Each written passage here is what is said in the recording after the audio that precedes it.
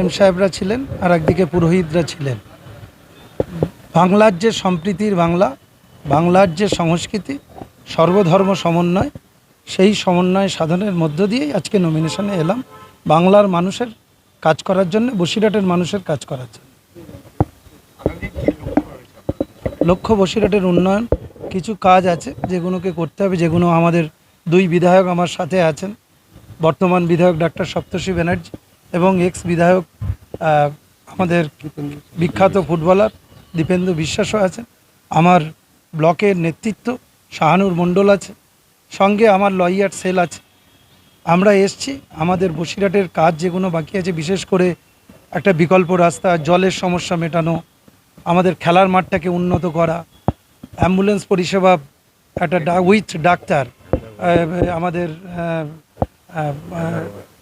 1 নম্বর ব্লকে, এবং ভ্যাবলার ওখানে একটা রেল ব্রিজের ওখানে আমাদের একটা ওভারব্রিজ অথবা আন্ডারপাস, হসপিটালের আরও উন্নয়ন সাধন করা, যেহেতু এটা সুপার হসপিটালিটি, সেই জায়গায়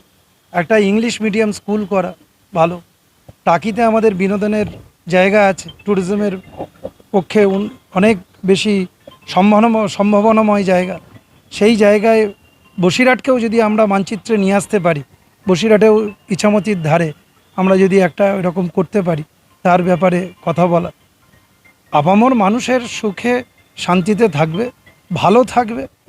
এই ব্যাপারে নজর দেবে। মানবিক, মানুষের ওপরে মানসিক অত্যাচার, এটা মানুষ ঘুমোতে পারছে না, কাঁদছে, খাওয়া জুটছে না তাদের, মানে মুখে ভাত তুলতে পারছে না,